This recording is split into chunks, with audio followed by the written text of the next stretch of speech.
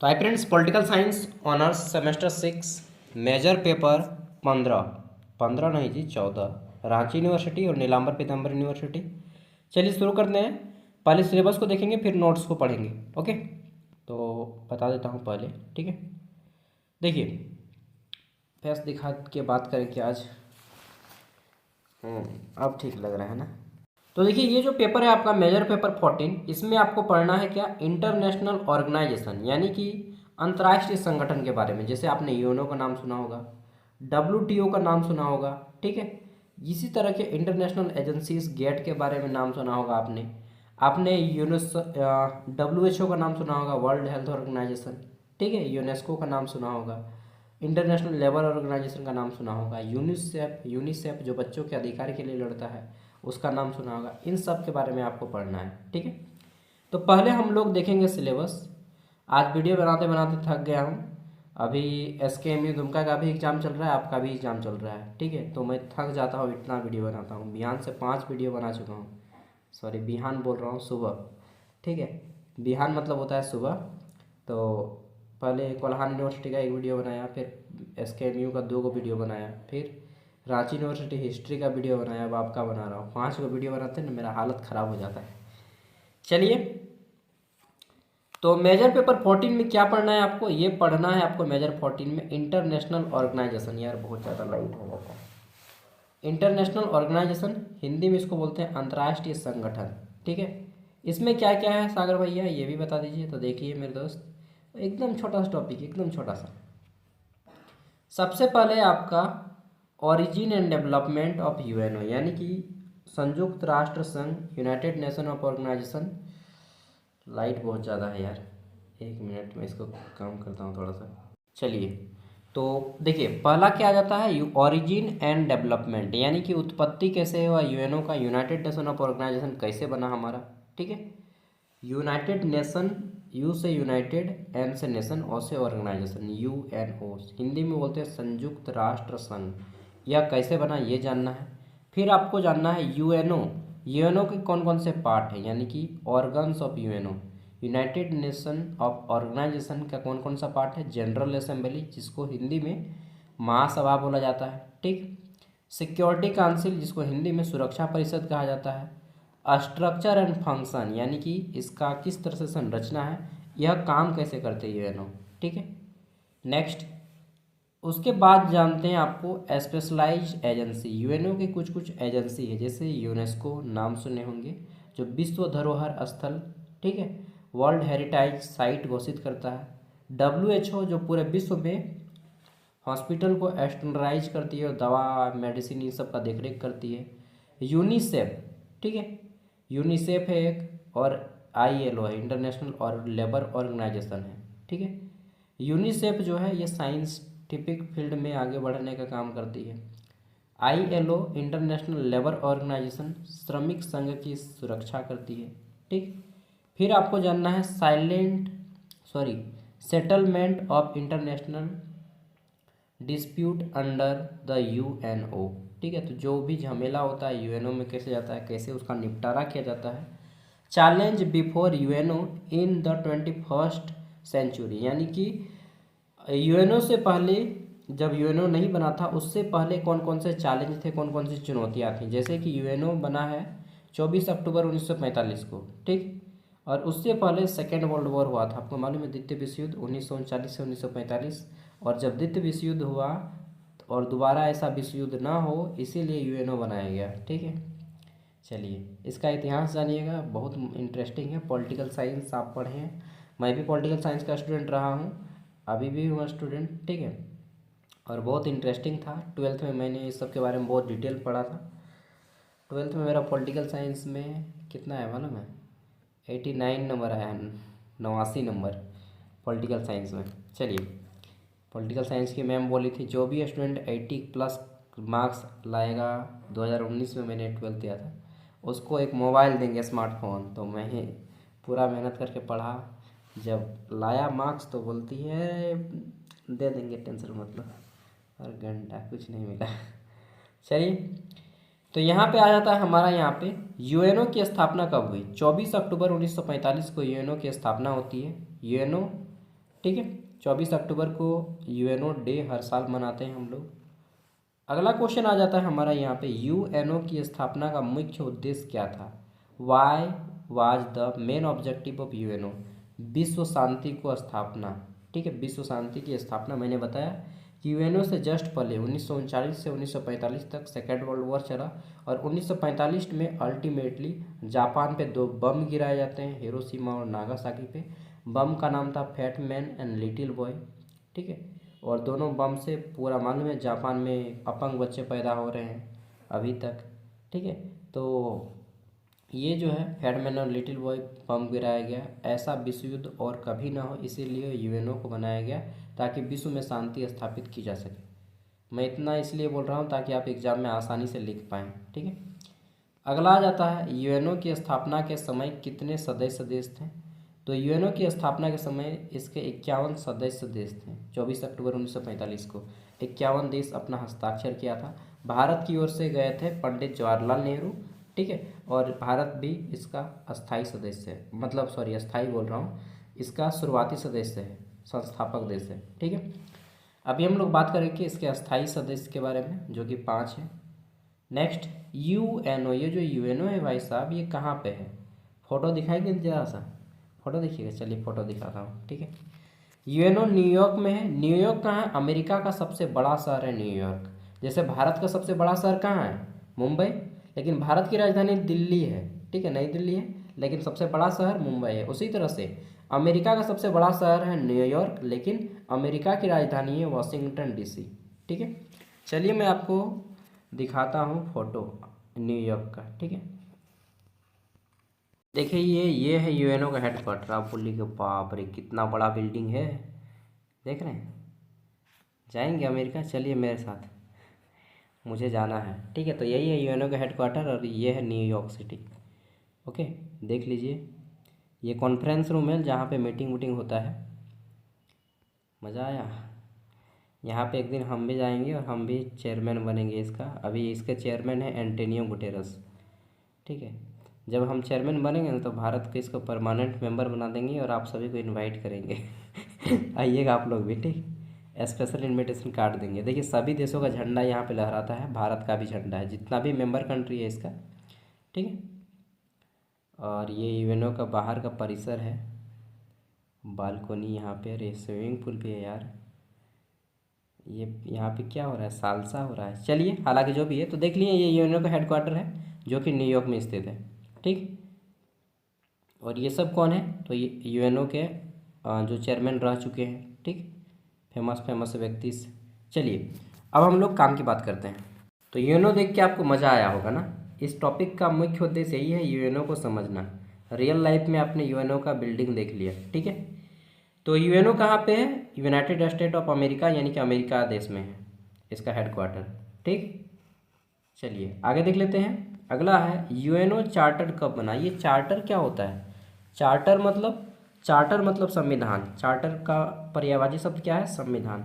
यानी कि यूएनओ का संविधान कब लागू हुआ? डायरेक्ट बोलिए ना जी। तो यूएनओ जिस दिन बनता है उसी दिन यूएनओ का संविधान लागू होता है। यानी कि 24 अक्टूबर को ही यूएनओ का चार्टर लागू होता है, यूएनओ का संविधान लागू होता है, ठीक। यूएनओ का एक संविधान है, लिखित संविधान है, उसके अकॉर्डिंग सारा काम होता है। Next organs of UNO, general assembly and security council. तो यहाँ पे इसको जनरल असेंबली को हिंदी में महासभा बोलते हैं। तो महासभा का सर्वोच्च अंग कौन सा है, ठीक? या यूएनओ का सबसे बड़ा अंग, या बोलेंगे कि यूएनओ का सबसे टॉप लेवल का अंग कौन सा है? सुप्रीम डिसीजन कहाँ पे होते हैं? तो महासभा में। महासभा का एक सभापति होता है जिसे यूएनओ का चेयरमैन कहा जाता है, ठीक है। अभी वर्तमान में एंटोनियो गुटेरेस नाम के एक व्यक्ति हैं पुर्तगाल के, वही यूएनओ के चेयरमैन हैं। जब मैं 2018-19 में इंटर पढ़ रहा था तभी से वे अब इस पद पे बने हुए हैं। 6 साल हो गया, पूरा बुढ़ा गया है आदमी, देखिएगा। शॉर्ट हाइटेड पर्सन है, ठीक है, बुढ़ा गया है, लगभग 10 साल से ज़्यादा रह गए। अगला है महासभा में प्रत्येक सदस्य देश के कितने मत होते हैं? तो एक मत होता है जिसको हम लोग क्या बोलते हैं? वीटो पावर बोलते हैं, ठीक है। और वीटो पावर जो है 5 गो देश के पास है। यूएनओ का परमानेंट मेंबर है 5 देश। परमानेंट मेंबर के पास बहुत ज़्यादा शक्ति है। एक तरह से बोलेंगे कि 5 गो जो है ना मुखिया है यूएनओ का। कौन कौन देश? अमेरिका, चाइना, ठीक है, 2 गो हो गया, अमेरिका चाइना।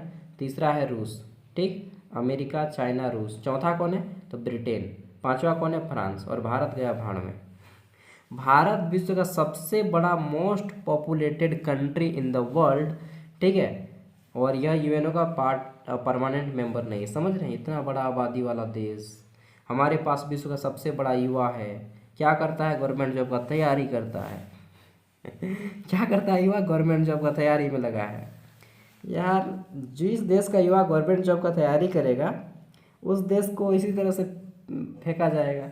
अरे भाई गवर्नमेंट जॉब का तैयारी मत करो, मैं बता रहा हूँ। ये सब से अच्छा है कि बिजनेस कीजिए, ठीक। तैयारी करना मान के चलते हैं, 2 साल तैयारी कीजिए पूरे मन से, दिलो जी जान लगा के। लड़की उड़की के बाजी चक्कर छोड़िए, 2 साल तैयारी करना कीजिए, होता है तो ठीक, नहीं होता कोई बिजनेस काम धाम कीजिए।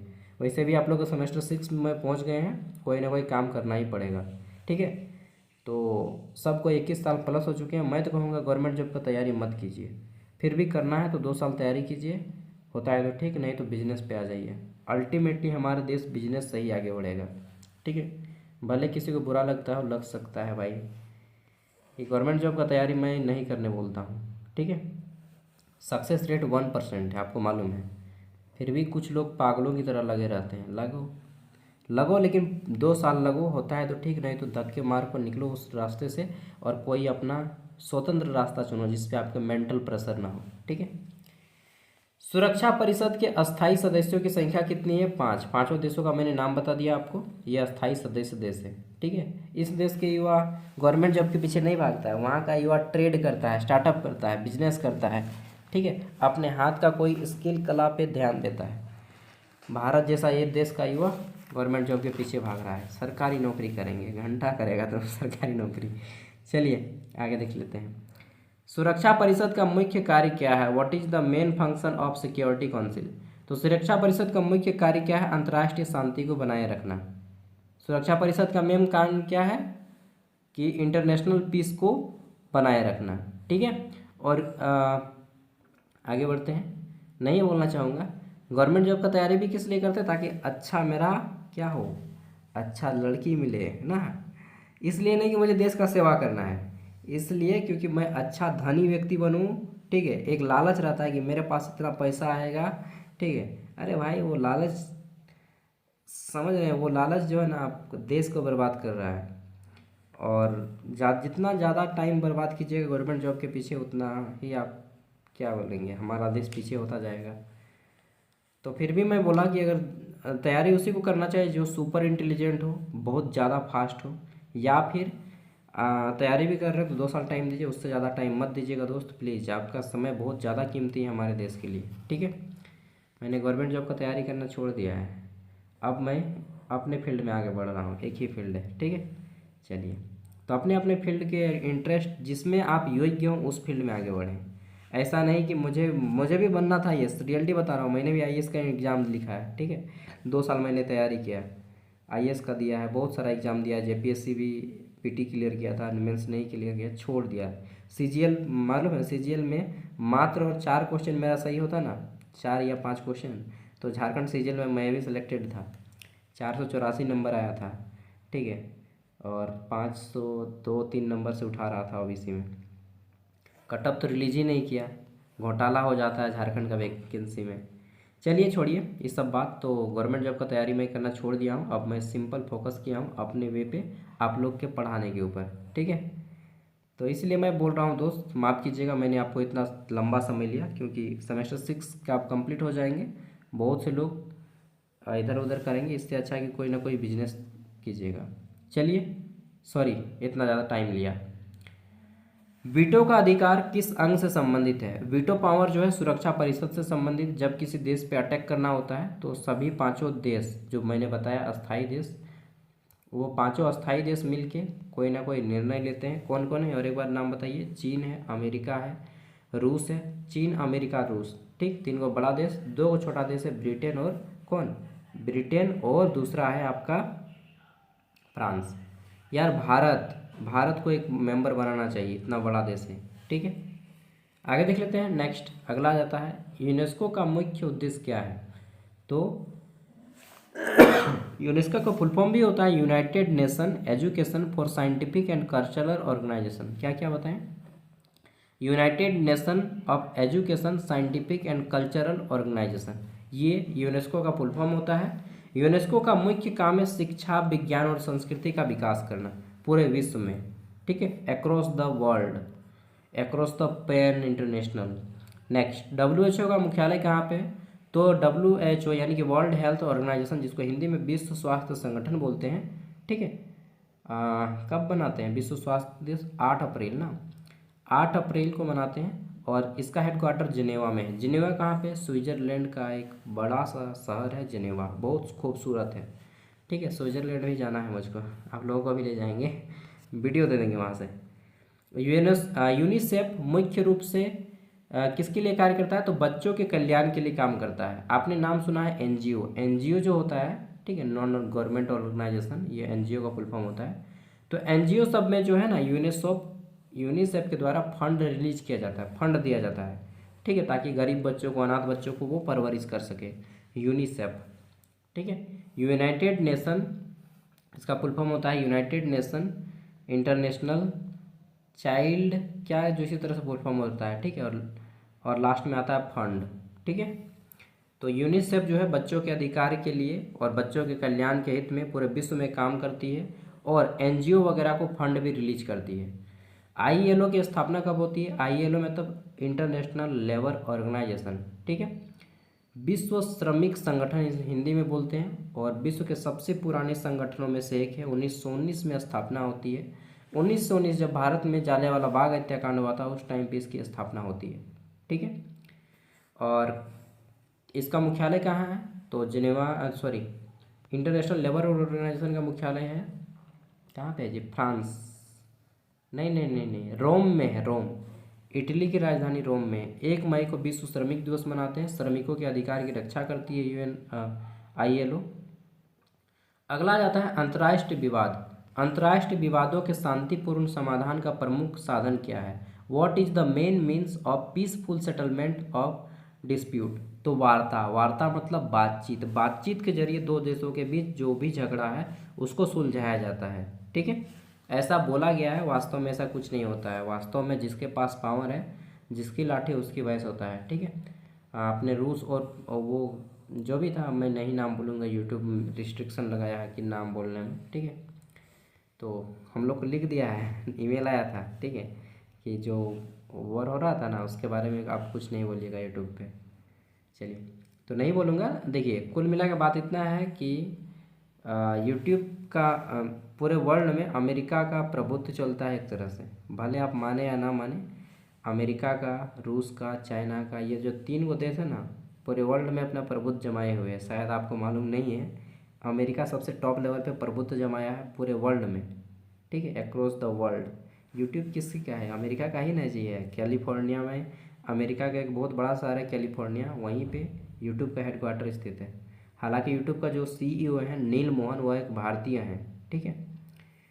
तो यूट्यूब हो गया, अमेरिका हो गया, चाइना हो गया और रूस हो गया, 3 गो देश जो है ना पूरे वर्ल्ड में अपना पत्ता जमा के बैठा है त्रिदेव की तरह। भारत को भी बनना चाहिए, शर्म करो रे भारत, ठीक है। कि यार हमारे प्रधानमंत्री वगैरह क्या जो बोले हैं, कभी यूएनओ को परमानेंट मेंबर के बारे में बात उठाता तब ना कि नहीं रहेंगे आपका मेंबर यार जब तक से परमानेंट सदस्य नहीं बनाएंगे।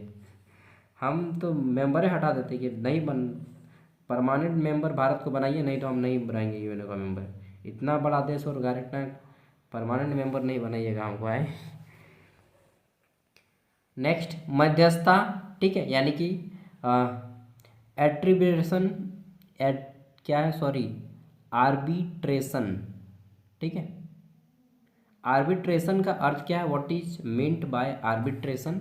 तो आर्बिट्रेशन दैट मीन्स तृतीय पक्ष निर्णय, मतलब कि जब 2 पक्षों के बीच में झगड़ा होता है, ठीक है, तो एक तीसरा पक्ष जो है, जैसे भारत और पाकिस्तान के बीच में झगड़ा हो रहा है, तो इसमें तीसरा पक्ष आएगा अमेरिका, और वो अपना बोलेगा कि भाई देखो क्यों लड़ रहा है, फिर वो समझौता कराएगा, ठीक है। तो तृतीय पक्ष द्वारा निर्णय, यह है मध्यस्थता, ठीक है। इंग्लिश में बोलते हैं आर्बिट्रेशन।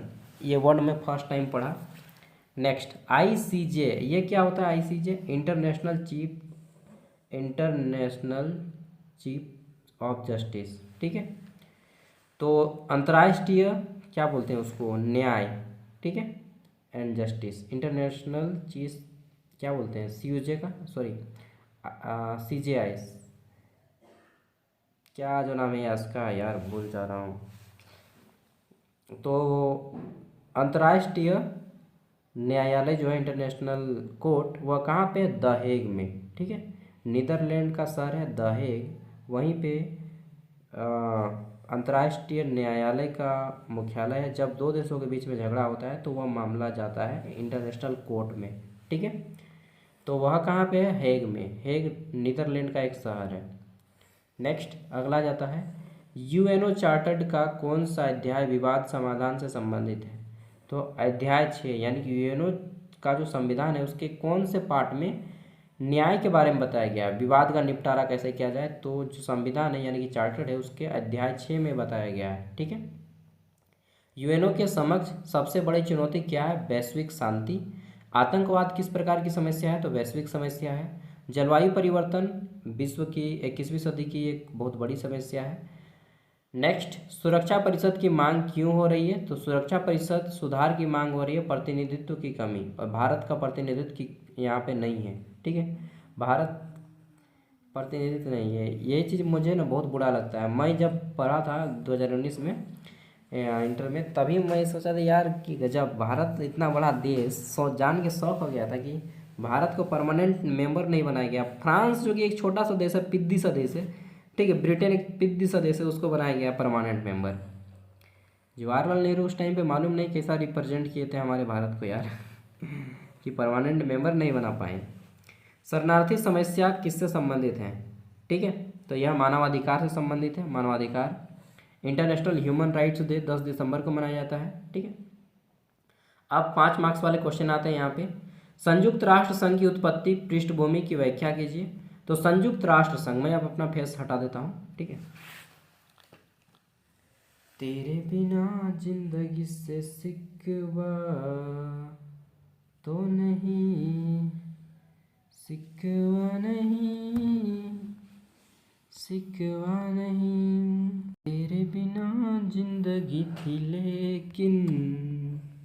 चलिए गाना सुन ली, थोड़ा सा रिलैक्स हो गए भाई।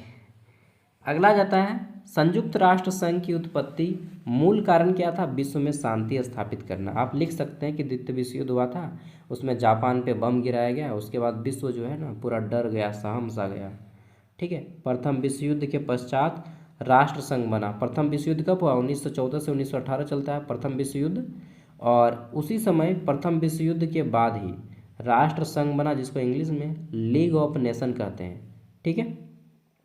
और इसका काम था 1919 के बाद कि भाई दूसरा विश्व युद्ध ना होने पाए, लेकिन लीग ऑफ नेशन बना और यह दूसरा विश्व युद्ध को नहीं रोक पाया। क्यों, क्योंकि मैंने बताया ना अमेरिका का प्रभुत्व चलता है पूरे विश्व पे, ठीक है अमेरिका का प्रभुत्व चलता है। UNO एक ऐसा शहर है जिसके दांत नहीं है, कहा जाता है, किताब में पढ़े हुए हैं, UNO एक ऐसा शहर है जिसके दांत नहीं है, क्योंकि अमेरिका UNO का अपनी तरह जैसा मन करे तैसा मचोड़ तो छोड़ के चलाता है। मतलब UNO जो है वो अमेरिका के पीछे लग हुए, एक तरह से पूरे विश्व में अमेरिका का राज्य है, ठीक है। तो अभी क्या बोल रहा है अमेरिका कि भारत पे 500% का टैरिफ लगाया जाए, मतलब भारत अमेरिका पे कोई सामान बेचेगा तो 500% टैक्स देना होगा भारत को, तब जाके अमेरिका में भारत अमेरिका में जाकर अपना सामान बेच पाएगा। तो ये क्या, अमेरिका का प्रभुत्व ही है भाई भारत भी बोल देगा कि हम 1000% टैरिफ लेंगे अगर अमेरिका पे भारत पे अमेरिकी सामान बेचेगा। तो आईफोन बेचेगा तो 30,000 का आईफोन जो है ना आपका 3 लाख देना पड़ेगा, लो बेटा, ठीक है तो यार क्या ही बोलेंगे। चलिए, हमारे नेता भी जो है ना मतलब उतने मंजे हुए नहीं हैं। चलिए आगे देख लेते हैं। तो नेक्स्ट, और हमारे यहाँ पे साइंटिस्ट भी उतना नहीं है, हालांकि हमारे यहाँ देश में साइंटिस्ट सब नासा चला जाता है मैक्सिमम। इसी उद्देश्य से की गई थी कि प्रथम विश्व युद्ध को रोका जाए, परंतु अमेरिका ने हिरोशिमा और नागासाकी पे बम गिराया, अमेरिका ही शासन को तोड़ा और फिर से America he league of nation को तोड़ा और UNO बनाया, समझ रहे हैं ना। परंतु यह शक्तिशाली देशों की सहयोग के अभाव और कमजोर संरचना के कारण विफल रहा। इसके परिणाम स्वरूप द्वितीय विश्व युद्ध हुआ, जिसके कारण मानव सभ्यता को अभूतपूर्व विनाश की ओर धकेल दिया गया। युद्ध के दौरान लाखों लोग मारे गए, ठीक है, नगर ध्वस्त हो गए और वैश्विक क्या हुआ, वैश्विक अर्थव्यवस्था चरमरा गई, ठीक है। और ये सब मैं जो बोल रहा हूँ ये सब टॉपिक का बात है, इसलिए मैं बोल रहा हूँ, ऐसा नहीं कि मुझे किसी देश के ऊपर कुछ बोलना है, ठीक है। इस भयावह अनुभव से विश्व नेताओं को यह सोचने पर विवश किया कि भविष्य में ऐसा युद्ध अगर हुआ तो फिर दुनिया कितना पीछे जाएगी। यह युद्ध रोकने के लिए अधिक प्रभावी है और व्यापक अंतर्राष्ट्रीय संगठन आवश्यक है। 1941 का अटलांटिक चार्टर्ड, 1942 संयुक्त राष्ट्र संघ की घोषणा होती है 1942 में, और 1945 में सैन फ्रांसिस्को सम्मेलन में इस दिशा में महत्वपूर्ण कदम उठाए जाते हैं और अंततः 24 अक्टूबर 1945 को 51 देशों के साथ संयुक्त राष्ट्र संघ की स्थापना की जाती है, जिसका मुख्यालय आपको मालूम है अमेरिका की सबसे बड़ी शहर न्यूयॉर्क में की जाती है। संयुक्त राष्ट्र संघ के विकास की प्रमुख अवस्थाओं का वर्णन करें। Describe the major stage in the development of united nation, ठीक है। तो संयुक्त राष्ट्र संघ जब बना तो इसका विकास के प्रमुख अवस्था क्या था, किन किन स्टेज से गुजरा, ठीक है। देखिए, संयुक्त राष्ट्र संघ का विकास विभिन्न ऐतिहासिक चरणों में हुआ। प्रारंभिक चरण 1945 से 50 में संगठन अपने प्रमुख अंग बनाया, जिसमें महासभा, सुरक्षा परिषद, सचिवालय को सक्रिय किया, ठीक। शीत युद्ध का काल था, आपको मालूम है 1945 से 90 तक चलता है शीत युद्ध। इसमें अमेरिका और सोवियत संघ के बीच वैचारिक संघर्ष के कारण यूएनओ की भूमिका कई बार जो है सीमित रही। यानी कि शीत युद्ध मालूम है ना, जब पूरे विश्व दो भागों में बंट गया था 1945 में, जब सेकेंड वर्ल्ड वॉर हुआ, उसके बाद पूरे विश्व जो है दो भागों में बढ़ जाती है। एक रहता है अमेरिका के साइड में, एक रहता है रूस के साइड में। रूस को उस टाइम सोवियत संघ कहा जाता था। और ये कब तक चलता है, तो 1945 शुरू होता है और 1991 तक चलता है, ठीक है। 1991 तक चलता है, तो 1990 मानिए ना, 1990 तक चलता है। 45 साल चलता है शीत युद्ध। हालांकि शीत युद्ध में कभी झगड़ा नहीं हुआ, केवल मनमुटाव था देशों के बीच में, ठीक है। लेकिन झगड़ा की स्थिति कभी भी लग रही थी कि अब ना अब युद्ध हो जाएगा, ठीक है। 45 साल ऐसा स्थिति बना कि प्रत्येक पल लगता था कि कभी भी युद्ध हो सकता है, ठीक है। तो यूएनओ की भूमिका कई बार सीमित रही, विशेषकर सुरक्षा परिषद में वीटो का प्रयोग केवल 5 ही देश कर सकते हैं जिनके पास अस्थाई मेंबर है, ठीक है। 5 देश का मैंने नाम बता दिया है। अगर 5 में से कोई भी देश, जब जैसे किसी देश पे अटैक करना हो, 5 में से कोई भी देश अगर बोल दे वीटो पावर कि मैं वीटो पावर का प्रयोग करता हूँ और मैं इसका खंडन करता हूँ या विरोध करता हूँ, तो वो अटैक कैंसिल हो जाएगा। 5 का सहमति रहेगा तभी कोई निर्णय पास होगा, ठीक है। इसी को वीटो पावर बोलते हैं। वीटो पावर का बहुत ज़्यादा वैल्यू है। कौन है जी? चलिए, मेरा दोस्त लोग खाने के लिए बनाने लगा, अब मुझे जाना पड़ेगा। तो मानवीय सहायता और उपनिवेशवाद के अंत में भूमिका निभाई। शीत युद्ध के बाद के चरण में यूएनओ ने मानवाधिकार, पर्यावरण संरक्षण, विकास, ठीक है, और आतंकवाद जैसे नए वैश्विक मुद्दे पर ध्यान दिया। इसके अलावा पर्यावरण प्रदूषण, इन सभी पे भी अभी यूएनओ काम कर रही है, ठीक है। पहला इसका मेन मकसद था यूएनओ बनाने का कि विश्व में शांति स्थापित करना, परंतु जैसे जैसे विश्व में जो परिवर्तन होने लगा, इन सभी पे यूएनओ काम करने लगी। ओके, नेक्स्ट आता है हमारा संयुक्त राष्ट्र संघ के उद्देश्य और सिद्धांतों की व्याख्या करें। Explain the objective and principle of united nation. United nation UNO क्या क्या काम करती है, क्या क्या इसका उद्देश्य है, पूरे विश्व को लेकर ये बताना है। फिर यूनिट 2 से क्वेश्चन आ जाता है, संयुक्त राष्ट्र महासभा की संरचना और कार्यों का वर्णन करें। Describe the structure and function of the general assembly, ठीक है। आगे देख लेते हैं नेक्स्ट क्वेश्चन, सुरक्षा परिषद की भूमिका और महत्व का विश्लेषण कीजिए। आपको बता दूं थोड़ा सा ऐप के बारे में, ठीक है। जो लोग ऐप इंस्टॉल नहीं किए इंस्टॉल कर लीजिएगा। ज्ञान सागर ऐप प्ले स्टोर में मिल जाएगा और इस वीडियो का डिस्क्रिप्शन बॉक्स में भी है, इंस्टॉल कर लीजिएगा। अपना नाम और नंबर दीजिएगा, क्रिएट एन अकाउंट पे क्लिक करेंगे, नाम और मोबाइल नंबर दीजिएगा, ओटीपी आएगा, लॉगिन हो जाएगा।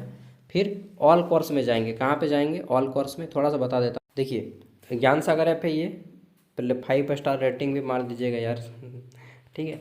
तो इसको इंस्टॉल कीजिएगा, फिर क्रिएट एन अकाउंट पे क्लिक करेंगे। इस पर अपना नाम दीजिएगा, फ़ोन नंबर दीजिएगा, क्रिएट एन अकाउंट पे क्लिक करेंगे तो आपका OTP आएगा, OTP डालिएगा तो फिर लॉगिन हो जाएगा। लॉगिन होने के बाद यहाँ पे आपका इस तरह से खुल जाएगा। आपको आना है ऑल कोर्स में, ऑल कोर्स पे इस पर क्लिक करेंगे और यहाँ से आपको रांची यूनिवर्सिटी का कोर्स ले लीजिएगा 60 रुपया में। उसके बाद स्टार्ट लर्निंग लिखाएगा और ये खुल जाएगा। फिर सभी पेपर का नोट्स यहाँ पे आपको मिल जाएगा, जितना भी ऑनर्स पेपर है, मेजर पेपर 14, 15, फिर आपका माइनर पेपर, इसके अलावा सेमेस्टर 7, 8 सब का मिलेगा यहीं पे। 4 साल तक इसका वैलिड रहेगा, एक बार खरीद लेंगे तो 4 साल तक फ्री। ठीक है, सभी पेपर का नोट्स। दोस्तों मैं शुरू से आपको पढ़ा रहा हूँ तो 60 रुपया इसलिए ले रहा हूँ, इतना कम 4 साल तक। ठीक है, ताकि मेरा मेहनत का भी कम से कम इज्जत रह जाए। महासभा और सुरक्षा परिषद के बीच अंतर स्पष्ट करें कि महासभा और सुरक्षा परिषद में क्या अंतर है। Security council and general assembly. अगला जाता है यूनेस्को के उद्देश्य और कार्यों का वर्णन करें। यूनेस्को क्या है, इसका उद्देश्य क्या है। नेक्स्ट WHO की भूमिका, वर्ल्ड हेल्थ ऑर्गेनाइजेशन की भूमिका, जिसकी स्थापना 1948 में होती है, 8 अप्रैल 1948 में। यूनिसेफ जो बच्चों के अधिकार के लिए और कल्याण वेलफेयर के लिए काम करती है, इसके बारे में बताना है। संयुक्त राष्ट्र संघ के अंतर्गत अंतर्राष्ट्रीय विवादों के शांतिपूर्ण समाधान की प्रक्रिया समझाइए। अंतर्राष्ट्रीय न्यायालय यानी कि इंटरनेशनल कोर्ट ऑफ जस्टिस। ठीक है, इंटरनेशनल कोर्ट ऑफ जस्टिस और इसका महत्व क्या है, कहाँ पे है, कब कैसी किस परिस्थिति में ये सुनवाई करता है, कितने जज रहते हैं, ये सब पढ़ना है। संयुक्त राष्ट्र संघ के अंतर्गत मध्यस्थता और सुलह की प्रक्रिया को विस्तार से समझाइए। ठीक है, और परमानेंट वर्तमान समय में यूएनओ के कितने मेंबर हैं ये भी पढ़ लीजिएगा थोड़ा सा। शायद 121 या नहीं यार, ज़्यादा है, 200 कितना है ना, नहीं 193 के आसपास है। 21वीं सदी में संयुक्त राष्ट्र संघ के समक्ष कौन कौन सी चुनौतियां हैं, तो इसमें प्रमुख रूप से आता है आपका पर्यावरण की समस्या। ठीक, विश्व की जनसंख्या की समस्या है। नेक्स्ट है सुरक्षा परिषद में सुधार की आवश्यकता को विस्तार से स्पष्ट कीजिए। वैश्वीकरण के संदर्भ में, यानी कि ग्लोबलाइजेशन जो हो रहा है, ग्लोबलाइजेशन मतलब कोई भी देश कहीं पर भी जाकर के अपना सामान बेच सकता है। ठीक है, इसके बारे में बताना है। इसके बाद यहाँ पे very long answer type question आते हैं। ठीक है, संयुक्त राष्ट्र संघ की उत्पत्ति, स्थापना, पृष्ठभूमि का विस्तार से वर्णन कीजिए। इतना पढ़ लीजिएगा तो मुझे लगता है शायद मुश्किल से एक भी क्वेश्चन यहाँ से छूटेगा। संयुक्त राष्ट्र संघ के विकास की प्रक्रिया, प्रमुख चरण का विश्लेषण कीजिए। आगे देखते हैं, संयुक्त राष्ट्र संघ के उद्देश्य, सिद्धांत की विवेचना करें। अरे भाई मुझे जाना होगा, नहीं तो दोस्त लोग गुस्सा आ जाएगा। चलिए पढ़ लीजिएगा आप लोग। ठीक है, मैं वीडियो को एंड करता हूँ यहीं पे, और आपका लिंक वीडियो का डिस्क्रिप्शन में दे ही दूँगा। ओके, चलिए थैंक यू दोस्तों, बाय बाय, जोहार। मिलते हैं अगली वीडियो में। और पूरा 43 पेज का PDF है, 5-6 घंटा पढ़िएगा तो आराम से आपका कंप्लीट कर दिया जाएगा। ठीक है, सब मैंने बेसिक चीज़ आपको समझा दिया है 1 मार्क्स के माध्यम से, बाकी आप लोग खुद कर लीजिएगा। और नोट्स ऐप को ख़रीद लीजिएगा नहीं यार, 60 रुपया में मुझे आ जाएगा, आपका भी फ़ायदा होगा, मेरा भी फ़ायदा होगा। 4 साल तक 60 टका में ट्यूशन पढ़ाएंगे। और ये अभी तक मैं क्या बताऊँ, शुरू से लेकर अभी तक पढ़ा रहा हूँ, ग्रेजुएशन पूरा। अब लास्ट में 60 रुपया मांग रहा हूँ, कोई बड़ी चीज़ नहीं है। ओके बाय, जोहार झारखंड, जैसी आपकी इच्छा।